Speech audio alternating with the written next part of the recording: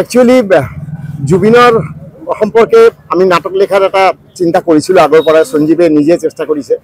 আমি যোৱাকালি ৰিহাৰ্চেল দিলোঁ। আল্টিমেটলি আমি ইমান দিন বেলেগ নাটকৰ ৰিহাৰ্চেল দি আছিলোঁ, কিন্তু যি জুবিনৰ ঘটনা ঘটিল তেতিয়া আমি চবেই ঠিক কৰিলোঁ যে এতিয়া বেলেগ নাটকৰ নহয়, আমাৰ মূৰত এটাই নাম জুবিন গাৰ্গ।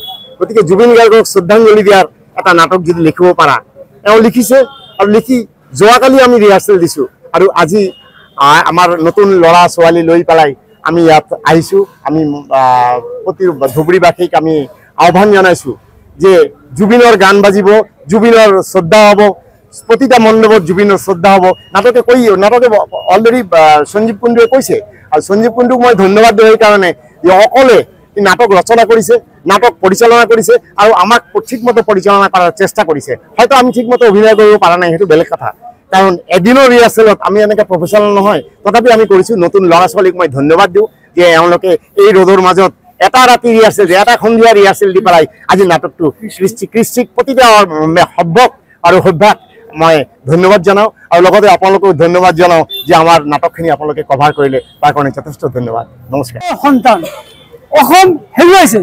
অসম কি হৈছে? অসমৰ জনপ্ৰিয় শিল্পী, অসমৰ উজ্জ্বল নক্ষত্ৰ আজি হেৰুৱাইছে। অসমৰ সন্তানক অসম হেৰুৱাইছে। আমাৰ আজি হেৰুৱাৰ দিন। যদিও আমাৰ মহাষষ্ঠী, আমাৰ আনন্দ কৰিবলৈ অনা আছিল, কিন্তু আনন্দ কৰিব পৰা নাই।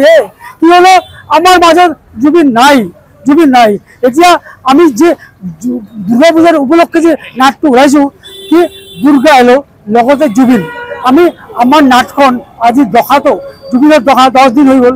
এইকাৰণে আজি আমাৰ নাটটো জুবিনৰ উৎসৰ্গ কৰিলোঁ। পৰা সৃষ্টি হৈ আমি আমাৰ নাটখন ৰচনা কৰিছোঁ। মই নিজে সঞ্জীৱ কুণ্ডু ৰচনা কৰিছোঁ আৰু নিৰ্দেশনা দিছোঁ। আমাৰ যে অভিনয়কেইটা কৰিছিল তাৰ ভিতৰত দুৰ্গাৰ অভিনয় আছিল আমাৰ পৰমী পাল, আমাৰ জুবিনৰ যে ফেন আছিল, জুবিনৰ যে অনুৰাগী আছিল আমাৰ বিশাল পাল আৰু আমাৰ মেয়াজমেন আৰবানী, আমাৰ মেয়া ৰায়, সুচিতা পাল, ৰূপেশ ঘোষ, দীপক ৰায়, ইকবাল হুছেইন আৰু লগতে আমাৰ এই জ্যেষ্ঠ আমাৰ অভিনেতা তথা জেপিদা আৰু সৰ্বোপৰি আমাৰ লগত আছে আমাৰ শ্যামল ঘোষ। এইখিনি আৰু কিবা একচুৱেলি কি হ'ল, আমি দুৰ্গা পূজা আহিছে, কিন্তু আমি জুবিনৰ অভিনয় আমি একো ভবা নাই। এইকাৰণে আমি আনন্দ কৰিম। লগতে জুবিনক লৈ প্ৰতিখন পূজা মণ্ডপত আমাৰ মেছেজ থাকিল, জুবিনৰ ফটো ছবি লগাব লাগিব আৰু লগতে জুবিনৰ গানবিলাক বজাব লাগিব। তেতিয়াও আপোনালোকে এতিয়া এটাই মেছেজ থাকিব, এইবাৰ অন্তত আপোনাৰ ডিজে ভিজে কম বজাই আমাৰ জুবিনৰ গানটো বজাওক, যে জুবিনৰ আত্মাটো শান্তি পাব। অসম আহিছে অসমৰ সন্তানক, এইটো আমাৰ ভাবিব লাগিব।